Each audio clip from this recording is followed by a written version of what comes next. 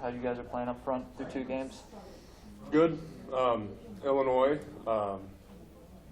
saw a different front than we expected. A lot of changes. That's always expected first game. I think we just need to pay a little bit more attention to detail against Illinois. But last game against Fordham, I think we really stepped it up and really showed it, especially second half. We hit our groove, and I think 300 yards of rushing and 300 yards of passing was a testament of what the O-line did last Saturday. Right, you'll take that any day, right? Yeah. A lot of people talk about offensive lines needing to develop chemistry. It's kind of 5 people moving as one, right? Where are you guys at in that process?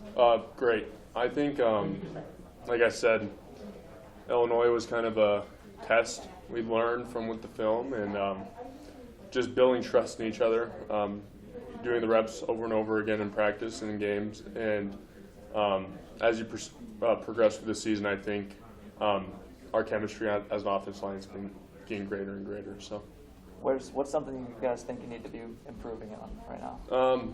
Right now, biggest emphasis is just getting Adrian time to throw the ball. So, pass protection, we've been emphasizing that a lot, and Adrian's doing some great things out on the field, and if we give him time, I think he'll be a great player. So he had a good day Saturday. I thought of him like manipulating the pocket, moving around, but staying within the pocket. Yep.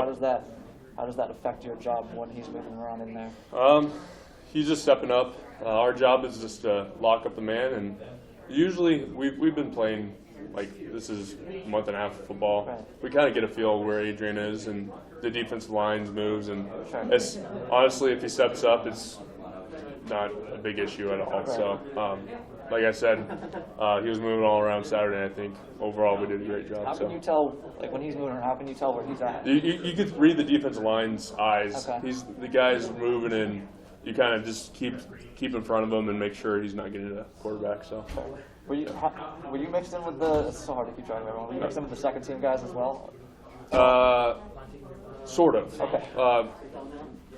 They took Cam out right. and Turner, and they put Trent Hickson okay. and Teddy Praska.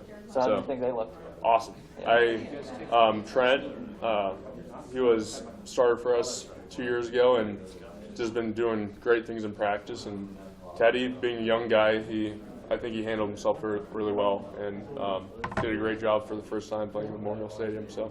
Yeah. Speaking of, what do you think of how Logan handled that environment? Oh, awesome! I think just his confidence and just his, you could tell like the flow of him making the reads. That's his confidence level's way up, and it just felt natural with him behind us. So.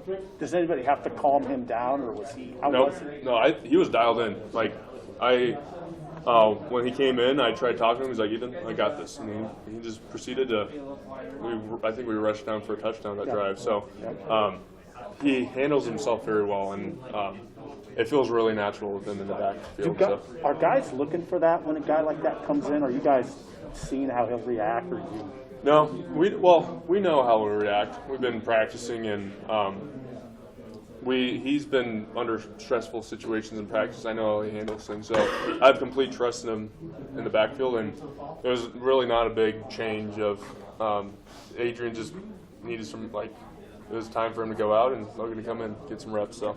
Just a little something off the wall for you. With you guys playing in front of fans again, I know you enjoy playing in front of fans again, but last year there was no fans. So was there an adjustment for guys on the offensive side to deal with the noise as far as from a communication standpoint? Honestly, I don't think so. I'll be honest, probably the loudest game I was in was Northwestern last year with just the speakers, because they would play a Wildcat noise, and it was louder than anything. It was a terrible noise. But, no, it was great. I think, especially during practice, I've been saying, Frost ramps up the volume to, a level that you have to yell to each other to communicate. And coming out here is nice and easy breeze, just communication. It was nice and natural. So. Sorry if you've been asked this already, but was there something tangible that changed after the first 3 drives on Saturday? Because you guys really seem to find a rhythm protection. I think that Fordham was great. I think we started off just a little discombobulated, but once we felt like that felt that groove, I think it really showed up in the second quarter. Even the second half, we got the ball and we almost scored. I think we scored almost every time we got the ball.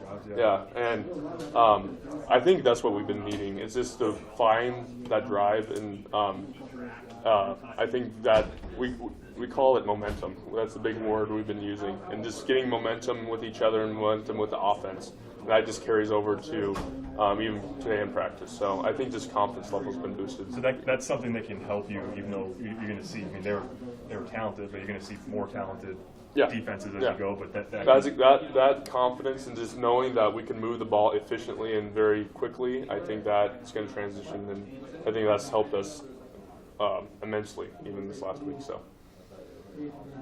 Ethan, in today's age in college football, you know, you guys are, especially on the offensive side this year, are surrounded by new guys, every year. Yeah. You know, you got a number of transfers on this offense who are doing big things out there, scoring touchdowns on Saturday. How have you seen that transition for those guys to come in the offseason and blend in with players like yourself who grew up around? I think all those people that transferred in knew what they were getting themselves into. I think Frost is very open about the culture here. They embraced it right away, and I think that shows even on the, like you said, a lot of guys making huge plays because they've embraced each other and just this team. And I think they've been doing a great job. Like it honestly, when they came in, the transfers came in, I couldn't really tell because they just fit in so well. So you got a couple on the line, and Ezra and Nuri. So what was it like? I mean, what was it like for those guys to, blend in with the established players, the ones who were recruited here? Yeah, they blended in really well. Nuri's he's from Germany, of course, but he went to high school in Nebraska, and Ezra from Iowa, but just I think the offensive line as a whole, we are very accepting of each other, and they fit in great. Nuri and Ezra are great friends with Coach G, and it's just a dynamic that they came here to learn and work, and I think just the mentality they brought in is awesome. So you feel like in looking at the offensive guys who've joined this thing, like your coaches did a good job, and not just finding players who would fit the system, but also people who the personality. Everybody that Frost has brought in, you can just tell they're genuine people, and that they're, like I said, the mentality of just wanting to learn and willing to work for it. I think that's if you have that mentality, great things are going to follow. So you guys don't make those guys like Oliver and Ezra who've worn the Hawkeye black. We've had a couple of conversations, but talking to those guys, I think they're bigger Nebraska fans than they ever were Hawkeye fans. So but we're good. Thanks, Ethan. All right, thank you.